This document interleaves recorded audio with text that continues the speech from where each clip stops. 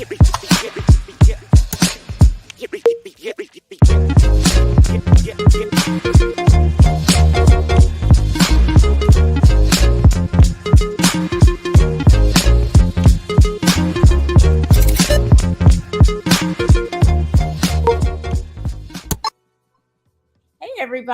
Welcome to the Essential Pedagogy Podcast. Well, I feel like I have to define this word pedagogy every time we get on here, but I need this to be like a mainstream word. Pedagogy means the science and practice of teaching. And so I chose pedagogy because Essential Educator was taken as a name to oh my gosh, I'm losing my words, and I talk too much, but Essential Educator was taken for oh my gosh, well, we know to create things and have longevity and not to get sued. That's what I'm talking about. Anyway, I'm having some difficulties today, and so please bear with me. But I want to welcome you guys. The whole premise of this podcast is that I have a hope that the result of listening to this podcast, that people within the profession and outside of the profession gain more compassion for each other by getting an inside view of the complex structure of the American education system. Okay, so I have a guest, and we're having difficulties getting her in. But in the meantime, I just wanted to talk to you guys about how I've been doing a whole lot of planning and talking to people, and it's just been inspiring to talk to so many different people about their thoughts on education. I am lining up a few people that will be talking about education and money. One of the shows will be talking about earmarking money for certain things in education because, public education is publicly funded. And so when you have public funds and you're managing public funds, then you have certain aspects of, limitations on how you can spend money.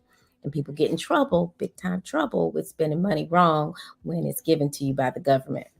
I just wanted to make that maybe like a 3-part series. So I have some people that I've been talking to lined up to talk about money in that aspect, but also money in how teachers are paid, especially in Texas.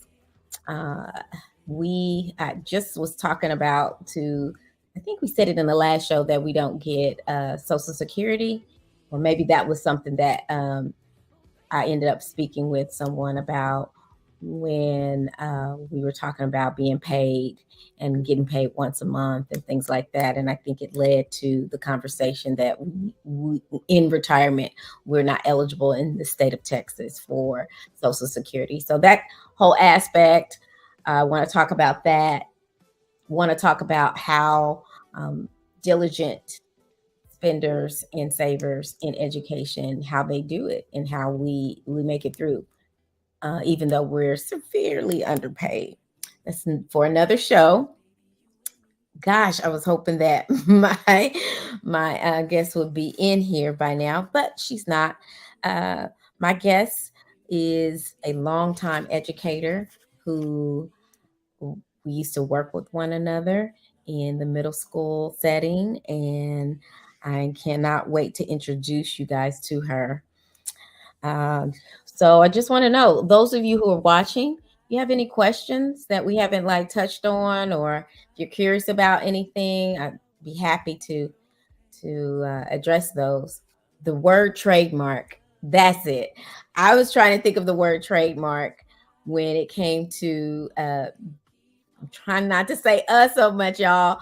When it comes to the word essential pedagogy, I trademarked that name because I felt like that was something that would be very popular and people can remember this name. And I didn't want any problems on down the line if this was to be something that became very popular. Anyhow, we're waiting for the guests. But I could talk now. I've had a challenging week, y'all. After 18 months of being out of education, I'm with a ISD now full time, and I do the podcast and I run a small business with tutoring, and it's been a lot. It's been stressful. I also volunteer at my church, and I manage a database at church, as well as school and managing all those responsibilities. And I don't think I've been doing a good job in managing it all. I'm not great with email. That is my goal, to get better. And I'm writing that goal down, because if it's not written down, it is a wish. And wishes are not something that people work towards, they just hope it spontaneously happens. So I'm going to really work towards managing email better. I have 100 and about 38 kids that, I hate to say kids, children that I am directly responsible for every day. And I know that a lot of people don't feel like that's a lot, but with 138 students, it's a lot of energies coming at you all at once in a day. And it's back to back a lot of times. In my day, I have two periods. One is for professional development, which we do planning for students academically. Um, we put our brains together for tests, for just activities day to day. And then we have another 45-minute time block that is for, your conference period, to make your copies, to create what you've talked about in professional development, to update your digital curriculum, things like that. So we have a busy day. And when we're not on having those breaks, we are directly managing and face to face with children. And that can be very challenging, especially if you're not having the best of day, if things are not lining up exactly how you like. It's a challenging day. We are human as teachers, and sometimes we have bad days. Sometimes we have heartbreaks. Sometimes we have breakups. And we still have to come to work with the positive energy. We can't be behind our screens or in our office or cubicle and just say, today I'm just going to chill out and just not talk to a lot of people because I'm having a bad day and I might like go off on someone. We have to really, really check ourselves every single day. And it is a grind, because a lot of times we are working um, late and early. We are not able to work within the time frames of other professions. So we can't run to the post office after work. We can't run to the post office before work. We can't. The other day I tried to go to CVS, and the pandemic has changed things to where CVS ain't 24 hours no more. Walmart's not 24 hours. So if I'm planning for a last minute lab, I'm a science teacher. I cannot do that in the mornings at 6:30. I have to be ready beforehand. So it is definitely a big time commitment and discipline that you have to have with teaching that I haven't experienced in any other career. And I have been in other careers. I started out in as a sales consultant, and there were times where I didn't want to be bothered. So my appointments were not on the days that I weren't um didn't want to be bothered. Oh my gosh, my guest is here. Yay. Stephanie Buckner, we've been waiting for you, girl. Come on in. Okay. Hey, how you doing?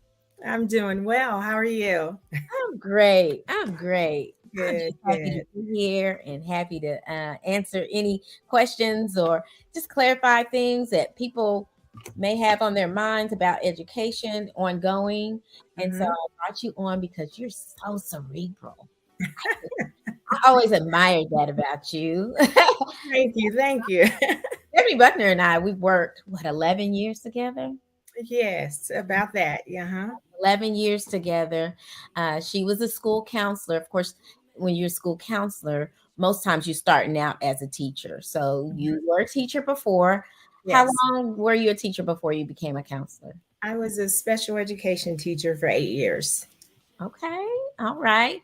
And so then you transitioned to be a school counselor. Yes. Did you start in middle school as a school counselor? I actually started in elementary as a school counselor, but I had taught middle school Oh, for 8 years. okay, okay. And then you went into middle school counseling, and now I hear you're not a counselor anymore. How many No, years do you have in education? I retired last year. Oh my gosh. Yes, yes. I knew you were close. Oh my Mhm. gosh. Good. So what are you doing nowadays with your time? So nowadays, I am working as an online adjunct um, for a university teaching master's level students. Oh my gosh. Say that again. I didn't hear you over the applause. Oh, no, no, no worries. So nowadays, I am working as an online adjunct professor teaching master's level students. Okay. Mhm. Good. Good. That's awesome. So I wanted to talk to you a little bit more about what made you transition from being a teacher to a counselor to Mhm. now a professor, and where you see education going now. Okay, sure. So, my reason for becoming a counselor really had to do with a lot with my position. As a SPED teacher, most of my experience was with kids who had behavioral and emotional problems. And most often, I taught the self contained classes. Mhm. And I felt often like I did a lot more of what I thought was counseling during that time. And I felt like I could be of more service to them, that I felt like I was pretty good at being able to connect with kids and reach them. And so I thought I'd be able to use those traits as a counselor. Mhm. And really, that's why I went into counseling. Wow. Okay, so was it exactly how you thought it would be? Certainly not. Certainly not. Um, a lot of people think that when you are a school counselor, that that's all you do, I guess, is you get to counsel students all the time. But in reality, you actually do a lot more. And the amount of time that you really get to spend one on one with students is that's the thing that you get to do probably the least of.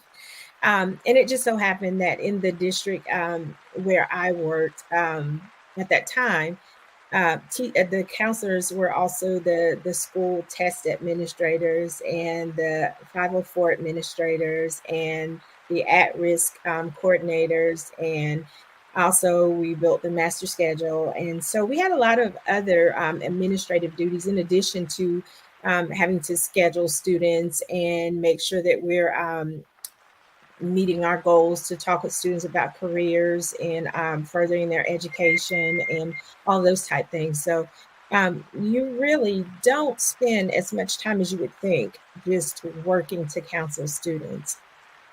Yeah, I know. It's frustrating. One of Hmm. the things that I would change in the education system is to have counselors on hand to just do that. Hmm. I Counsel. think there's going to be more a need for that kind of thing Mhm. moving forward, especially post COVID. Okay. And what do you think we need more of? in this world? I think we need more love. Probably sounds kind of cliche. We need more love. We need more patience, more kindness. I think we need more joy, more laughter. People just need to get back to being happy again. I just always think, in the whole scheme of things, um, we really don't get to live, all that long. We don't get to live forever. And so I just feel like, why waste your time? Why not just celebrate? Why not just live and be happy, in life and in what we do? And so I just think we need more joy. We just need to, we need to be more patient with each other. We just need to, I don't know, find less reasons to be upset, to be, in disagreement. Yeah, yeah. If you could change one thing about education in America, what do you think it would be? That's quite a question. Um, It's loaded for sure. yeah, there are probably a lot of things, that I have mentioned at one time or another, that I thought should be done differently. But the best answer I can give for that question is that I think I would revamp the whole system, of how we educate kids. Mm, Um, to make it more effective, or more beneficial for them in the long run, in terms of preparing them for their lives and for their careers. hmm. One way I would change is I would try to make parents more involved Hmm. by charging a fee. I know Hmm. it's very popular, but I would charge a small fee Hmm. per child. And if you couldn't afford that because you had a lot of children or you just did not have the money, then there would be some kind of program where you could work it off with your Hmm. gifts and talents and Hmm. give back to the school, whether it's copying, painting, cutting the yard, cooking, whatever Hmm. your gifts are. That Yeah, exactly. That's exactly what I mean when I say I would like to revamp the way that we provide an education. I feel like, um, everybody, every student, whether they're academically savvy or not, has some gift. There's something that they're interested in. There's something that they're going to be good at. And but we really, only cater to those who are academically savvy, and it's not to say that we shouldn't, because me myself, I'm a good student, but you got how many degrees? well, I've got four, but And you write books and you just write. You're a but writer. But I recognize that there are some things that I'm not as good at as that other people are good at. That other people have different gifts, and some of them I wish I had. And then I find that same thing to be true with students, with kids. I don't think that a kid who's gifted in art should be any less prepared or celebrated, or I don't think that they should not be given the same opportunities to hone that craft and that skill, and to make it something that they could do, to support themselves in life, or whatever their gift is. If they're technologically, I can't say the word tonight, savvy, or if they are good engineers, or if they're good at, fixing cars, if they're good mechanics, hairdressers, or whatever. Those are all viable careers. And I think if that's what they're interested in, and they are strong in talents and characteristics where they could be good at those things, why not make it so that an education in those things is more available? Um, And they can yeah, practice those skills.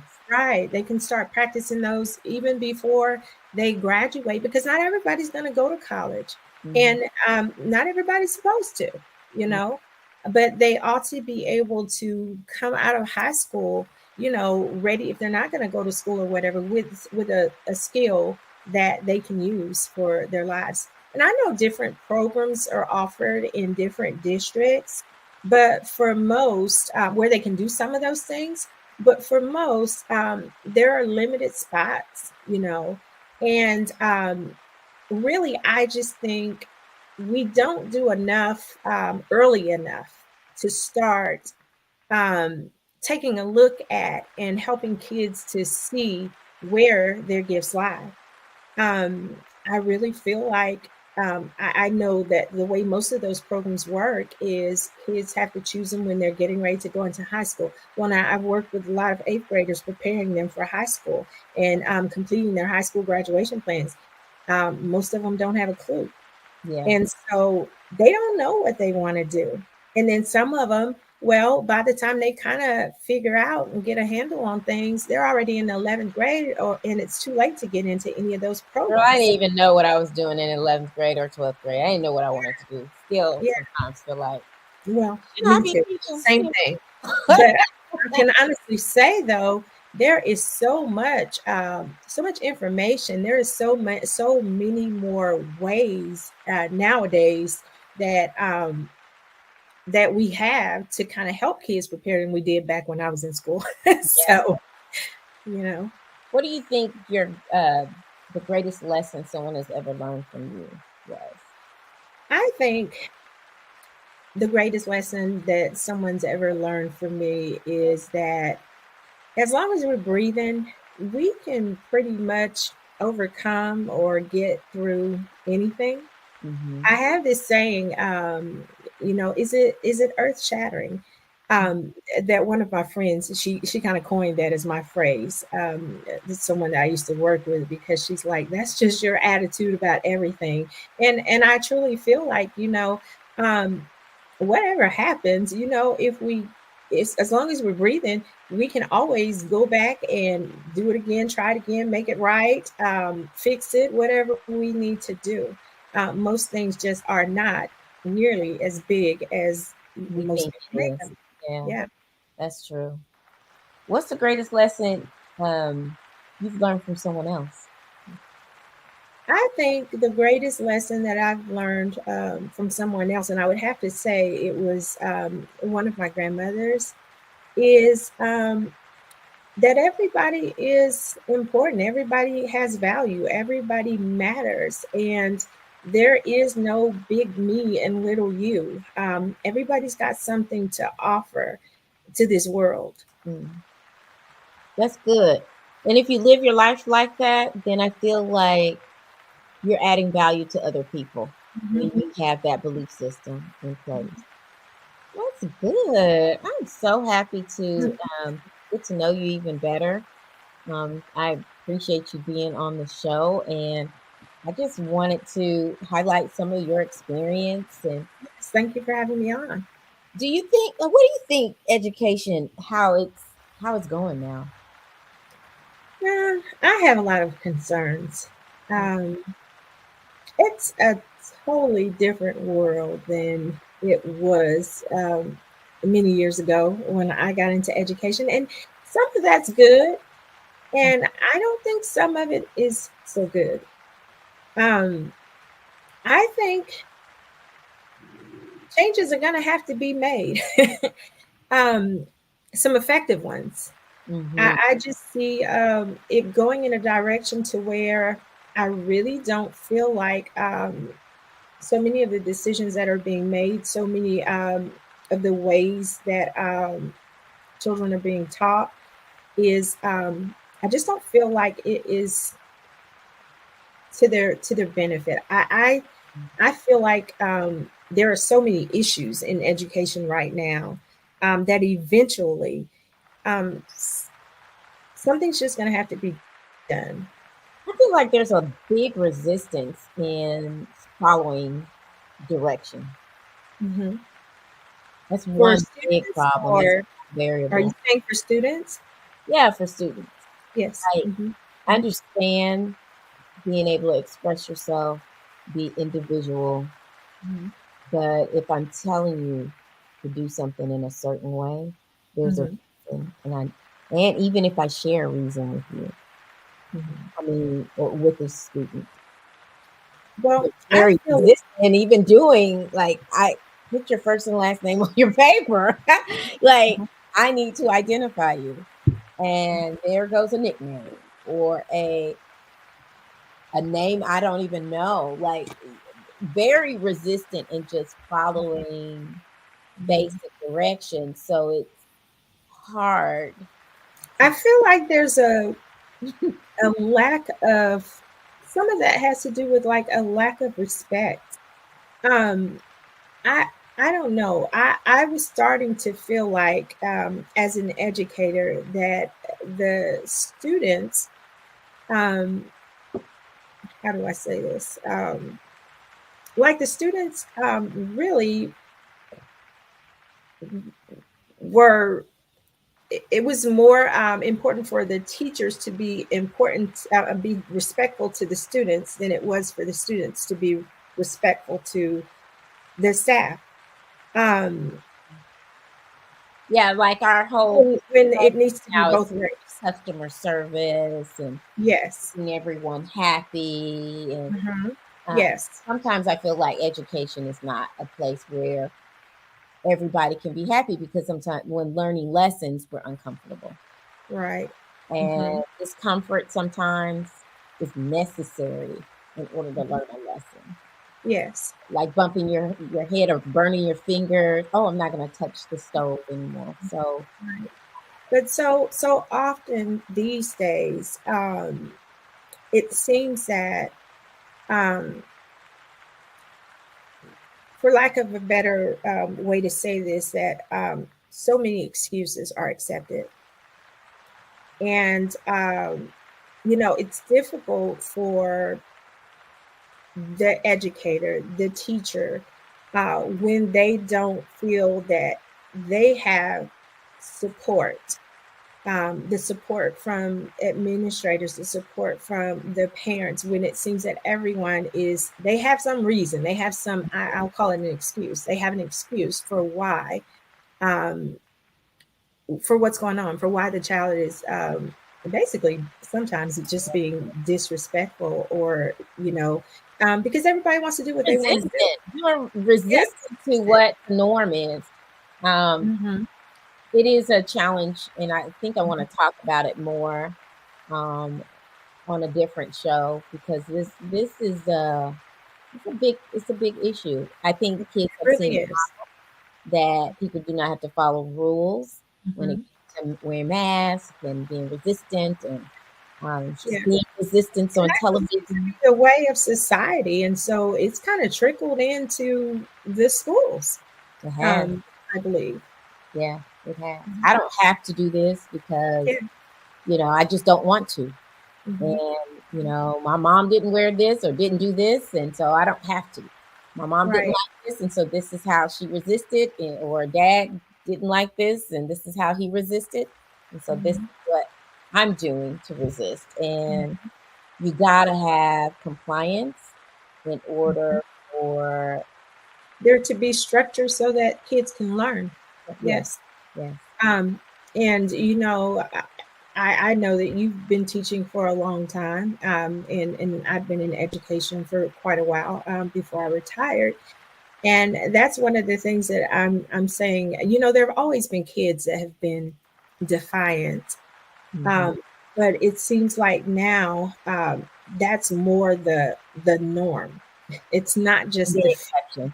Yeah, yeah. and like I consider myself kind of old school, I guess. And so, I just have the expectation, and I think it's really difficult these days, especially if you have been in education for a while, Mhm. and you're used to, kids following rules and being able to give consequences, for them not following a rule. Like maybe if they don't put their name on the paper, um, you know, Or turning things in late or things like that, or just yeah, being yeah, resistant, period. Like, I'm just not gonna do what you asked me to do. right. So it's tough. And every day I try to reconcile that in my Hmm. brain. Every day. Um, this is a conversation that could have no end. Right. But You're we right. have to end, and I really appreciate you coming. I know it was difficult Yeah, getting to the studio and everything. yeah, I'm sorry about that. No, I really appreciate you taking your time. There was Sure, a couple of mishaps, and so I really do. I appreciate you being sure. Thank you on for having me. the podcast, and I thank you. And Mhm. y'all, this is Essential Pedagogy, and we'll see you next time. Our next guest is going to be a parent. I admire this parent a whole lot, and you're going to learn so much about parenting skills that really support education. And I can't wait to talk to her. It's going to be next in 2 weeks, Thursday on the 20th. So I can't wait, and we'll see you guys next time.